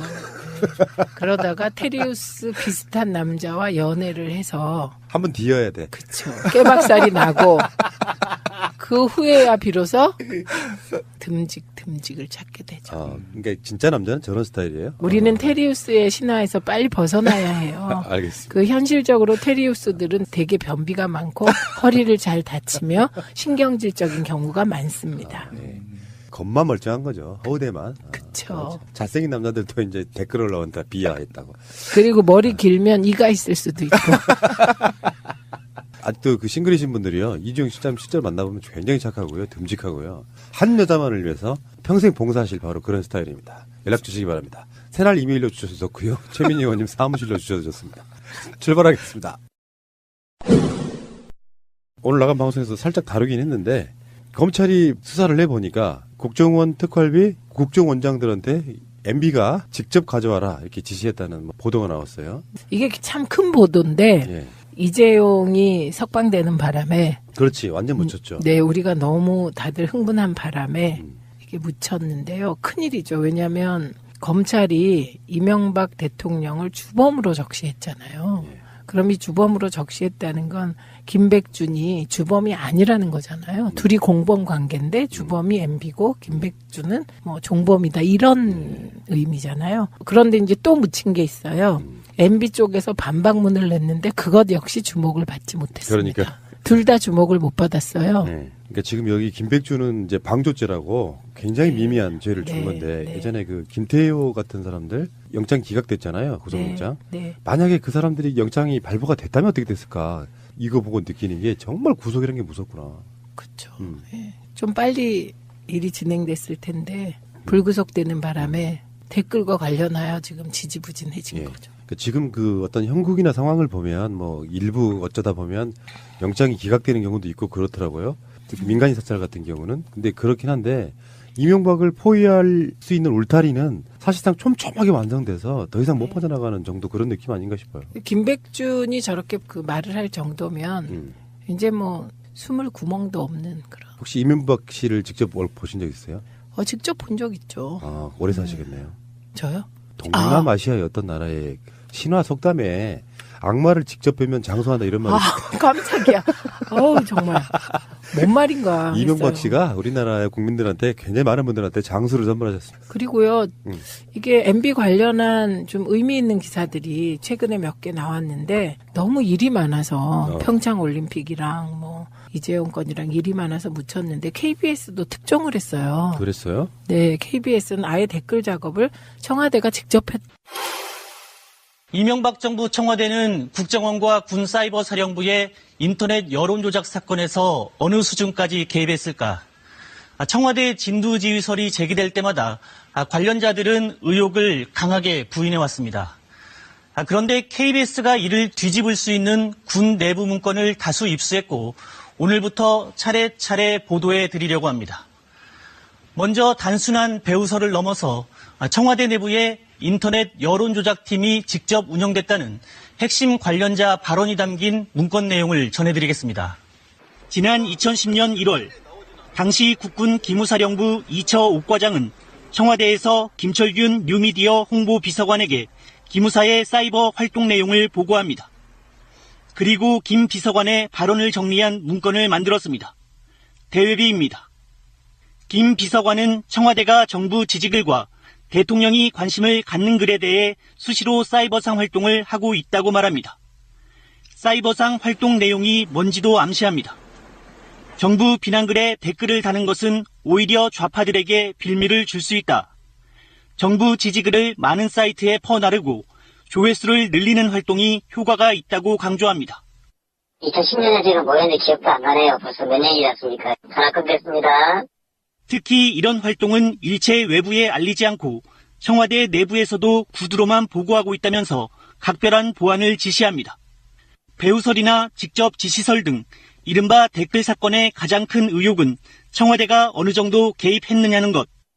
KBS가 확보한 문건으로 청와대가 직접 나서 온라인 여론조작을 해왔다는 핵심 관계자의 발언이 처음 확인된 셈입니다. 취재팀은 김 전 비서관의 해명을 듣기 위해 수차례 직장과 자택을 찾았지만 만나지 못했습니다. 네, 근데 KBS가 특종을 하니까 이상하게 주목들을 안 하시는데 그것도 굉장히 큰 내용입니다. 사장이 바뀌니 할 일을 하는군요. 네, KBS의 탐사 보도팀이 굉장히 유능한 팀입니다. 그러니까요. 그래서 그 팀들의 이제 풀리면 KBS가 움직이면 진짜 뼈도 못 추린다. 이런 얘기가 과거에 있었거든요. 정현주 사장 시절에. 그래서 어제 그 단독 보도가 청와대가 직접 댓글 작업을 했다는 요지의 그 단독 보도가 KBS 탐사 보도팀이 부활하는 계기가 되었으면 좋겠고요. 그다음에 또 하나 있습니다. 이건 저희 당 입장에서는 굉장히 불행한 그 보도인데요. 이건 한겨레 쪽에서 나온 탐사 보도인데 댓글 작업에 경찰청도 관여한 것으로 보인다.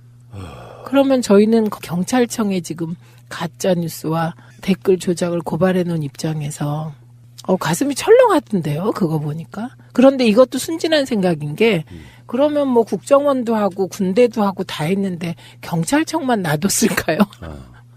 지금 말씀하신 KBS나 한겨레 특종들은 사실은 그렇게 의심돼 왔던 부분이 있었거든요. 오죽하면은 왜 낙검수에서도 그랬어요. 청와대 지하에 댓글 부대가 있다. 직접 이명박 내려와서 댓글 뭐 달라고 지시까지 한 적이 있다. 이렇게 이야기한 적도 있으니까 네. 떠돌던 소문들이 사실 확인되는 그런 지점이라고 보는데. 근데 그러면 이제 어떻게 하나요? 경찰청도 댓글 작업을 한 범죄 조직인데 그게 이제 경찰청 사이버 수사대가 했을 거 아닙니까? 아니면 어떤 조직이 했을까요? 그래서 저는 우리는 지금 엄청 큰 건들을 다 서울경찰청 사이버 수사대 고발해놨는데. 이런 경우를 이제 고양이에게 생선을 맡긴다고 하는 건데 그렇다고 경찰을 전면 불신할 수는 없고. 그렇죠. 그것을 지시해가지고 어쩔 수 없이 하신 분들도 있을 거고요. 네. 그런 관점들 속에 확실히 그런 건 있어요. 대통령은 바뀌었다 이런 부분이 그런 조직에서 뭔가를 엄청나게 나쁜 범죄성을 실행했던 사람들에 대해서는 다시 이렇게 죄를 줘야 되는 저는 그런 부분이 좀 있다고 생각해요. 벌 주는 거? 죄와 벌. 그렇죠. 죄가 있으면 벌을 받아야죠. 네. 근데 이게 걱정은 이런 거죠.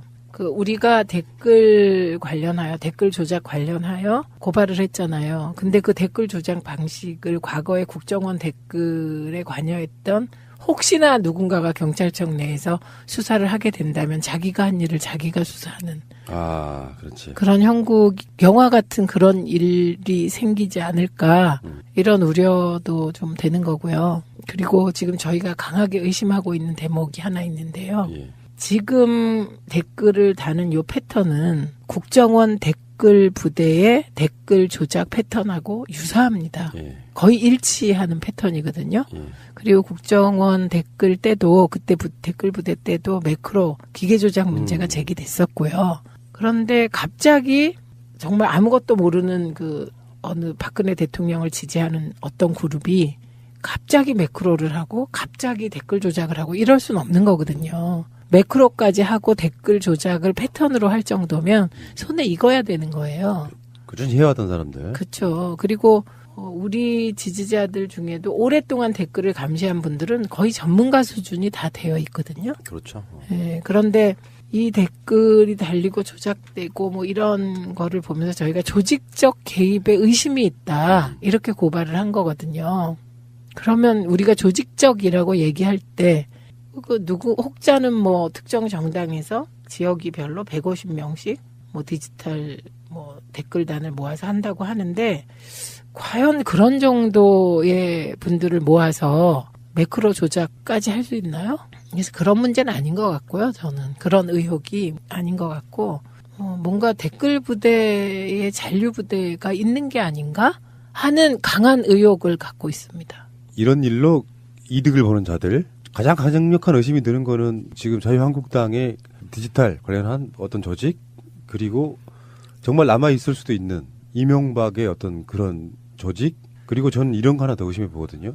국정원들 중에서 국정원 현재 직원이 아닌 뭐 양의 양지회 같은 그런 조직들이 돌렸던 조직. 그러면 이건 수사 의뢰를 제대로 해가지고요, 이거 경찰이나 검찰이 의지만 있으면 금방 잡아낼 수 있는 거거든요. 그가 걱정하는 지점이죠. 거기가 뭘 걱정하냐면, 저희는 우리가 고소고발할 때까지만 해도 KBS 보도도 아직 안 나왔고 한겨레 보도도 없었기 때문에 서울경찰청에서 조직적으로 댓글 부대에 관여했다는 보도를 안 접했을 때에 고발을 서울경찰청에 했는데, 만약에 그 보도들이 사실이라면 이게 큰일이죠. 왜냐하면 진짜 큰일이죠. 그러네요. 의원님 입장에서는 하늘이 좀 더 어려지는 상황일 수도 있어. 이걸 어디다가 수사를 더 의뢰를 해볼까요? 이런 문제가 있습니다. 그래서 그 기사가 좀 더 취재했더니 상층부 일부였다든지 뭐 이렇게. 의원님 차원, 디지털 소통위원회 차원이 아니라 당 차원으로 좀 끌어올리실 필요가 있지 않을까요? 최고위원회에서도 좀 많이 언급이 되고 수사를 촉구하고 최소한 그 정도는 할 수 있잖아요. 네, 수요일날, 다음 주 수요일날 가짜뉴스 댓글 조작 법률 대책단 단장과 제가 같이 최고위에 일단 참석해서 관련 보고를 할 겁니다. 사태가 심각하다. 네. 자, 그러니까 온전하지 못한 정치 세력이 국민 여론을 억지로 조작해내는 사건이거든요. 네. 거기에 이제 언론사들이 합세해서 여론조사까지 조작하고 그러면서 마치 굉장히 국민의 지지를 받는 것처럼 여론조사와 댓글을 통해 가지고 여론을 바꾸려고 했던, 이것은 엄청난 범죄거든요. 실제로는 민주주의 국가에 있어서 여론조사라든지 댓글 이런 거를 조작하게 되면 민심이 완전히 왜곡돼서 이게 민주주의를 해치는 가장 최고의 적이다, 저는 이렇게 보는 거거든요. 예전부터 제가 주장해왔던 부분이고. 그게 사람의 심리라는 게, 사람은 늘 친구 따라 강남 가는 거예요. 친구가 하면 나도 쫓아가고, 내 친구가 이렇게 생각하면 나도 비슷하게 생각하고. 그게 이제 인터넷상에서 좀 민감한 기사가 올라왔는데, 그 기사에 그 많은 추천을 받은 댓글이 올라오면 그게 여론인 것처럼 느낄 수가 있죠. 모든 국민이나 모든 시민들이 전부 시시비비를 다 재시고 다 자기 기준으로 보는 건 아니거든요. 많은 사람들이 너무 바빠요. 너무 바빠서 뭐 와글와글 뭐 댓글이 많이 달린 와글와글 기사를 들어가 보고 그런 거잖아요. 구석구석 살필 시간이 맞습니다. 없어요. 그러니까 사람의 생각에 영향을 주는 거죠. 이게 과거에 생각이나 판단에 영향을 주는 정보를 제공하는 게 언론이었는데, 지금 언론은 뭐 전문성도 떨어지고 열정도 떨어지고, 과연 민주주의의 제4부라는 언론으로서 제대로 기능하는 언론이 있나 하는 의구심이 들 정도의 상황이잖아요. 그런데 이제 굉장히 긍정적인 의미에서 SNS 문화가 활성화된 건데 그 SNS 문화조차 왜곡되고 오염된다면 그 언론이 하는 공론장 역할을 언론이 못하니까 SNS에서 공론장을 형성해 온 거잖아요. 지난 9년 동안. 거기에 팟캐스트들도 있는 것이거든요. 근데 이제 그 SNS 공론장마저 오염되고 왜곡된다면 이제 또 다른 청정 공론장은 어디서 어떻게 만드나 이런 걱정이 되는 거죠. 새가 날아든다는 여러분들의 하트를 먹고 삽니다. 잊지 않으셨죠? 에피소드 제목을 누르고 플레이가 되면 오른쪽 위에 하트를 꾹 눌러주세요. 오늘도 감사합니다. 더 많은 분들이 들을 수 있도록 하트 꼭 눌러주세요. 기득권이라는 건 아직까지도 우리보다 훨씬 많은 힘을 갖고 조작하려고 덤비는 부분은 일종의 저항 같은 건데요. 반발, 저항 이런 건데 국민들 뜻이 좀 모아지는 부분이 있다면 그것도 어느 정도는 이렇게 정리가 될 거라고 보는데 그런 걸로 여론 조작이 안 된다는 거를 그래도 세력도 알아야 돼요. 대통령 지지율이 잠깐 빠지고 이런 정도는 제가 봤을 때는 그 큰 영향을 주지 못한다 이렇게 생각을 하거든요. 다시 반등했죠. 근데 언론이 지지율이 50%대로 떨어지니까 마치 50%로 떨어진 것처럼 59% 뭐 57% 이런 거였는데 그렇게 하다가 지지율이 다시 60% 넘어가서 63% 5%까지 간 건 별로 강조해서 보도를 안 하니까 국민들은 문재인 대통령 지지율이 하향 추세구나. 이게 머리에 박히게 이것도 조작하는 거죠. 근데 최근의 흐름 속에서 보면 오늘 김민웅 교수님 글 혹시 보셨어요? 김민웅 교수님 글은 정말 널리 전파해야 돼요. 그래서 그건 이따가 이주영 실장이 한번 읽어주시면 좋을 만큼 글이 좋아요. 지금 상황을 굉장히 우려 섞인 마음을 잘 전달하셨고요. 그다음에 지금 이제 남북 간의 화해 모드를 조성해서 어떻게든 평화를 지키려는 문재인 대통령과 민주당이 있고요. 그리고 이 6차 방정식, 한반도를 둘러싼 6차 방정식에서 다들 바라는 바가 다른 거잖아요. 연관된 국가들이. 그래서 이번에 이제 미국 같은 경우는 트럼프 대통령이 매파 중에 하나인 부통령을 보내잖아요. 펜스 부통령을 보내면 이게 이제 북한과 미국은 지금 강대강 대치잖아요. 그런데 또 강대강이지만 또 막 그렇지 않은 움직임도 있거든요. 그러니까 이 강대강 속에서 대화로 무엇인가를 풀 것 같은 분위기도 또 트럼프 대통령이 흘리기도 하는 거거든요. 그러니까 이건 뭐냐면 지금 한반도를 둘러싼 상황이 복잡하다는 거예요. 그리고 북핵 위기가 하루아침 일도 아니고 20여 년이 지난 오래 묵은 일이잖아요. 그러니까 그만큼 풀기 힘들다는 거잖아요. 그런데 여기에서 대원칙을 흔들라는 세력들이 있는 거예요. 그렇죠. 저는 대원칙이 평화라고 생각합니다. 그래서 이 평화를 지키면서 북핵 문제를 푸는 게 일이라고 생각해요. 그리고 통일보다는 그냥 평화를 계속 지키다 보면 교류하게 되고 저는 거기까지가 지금 시기 우리의 목표가 아닌가 이렇게 보거든요. 그런데 그렇게 평창올림픽을 통해서 평화의 신락 같은 희망, 이 엄중한 환경 속에서 희망의 불씨를 피워가려고 애를 쓰는데 거기에 색깔론을 덧치워서 평양올림픽이라고 하고 아이스하키, 여자 아이스하키 팀, 남북 단일팀에 대해서 요즘 젊은이들이 갖는 어떤 마음의 어둠이 있잖아요. 그렇죠. 그 어둠과 결합시켜서 흔들고 이거는 정말 해서는 안 될 일이고요. 그 여자 아이스하키 팀에 대해서 채널A가 했던 왜곡 보도는요. 그렇죠. 그런 종편은 사실 취소 당해야 되는데 지금 방통위도 너무 방심위가 구성됐으니까 좀 기대를 해보도록 하겠습니다. 방심위가 겨우 지난주에 구성됐어요. 그래서 방심위가 제대로 역할을 해주기를 기대하고 우리도 방심위에 고발 많이 해서 이 방심위가 일을 하도록 만들어줘야 되고요. 모든 국가기관은 그냥 놔두면 관료의 논리에 빠집니다.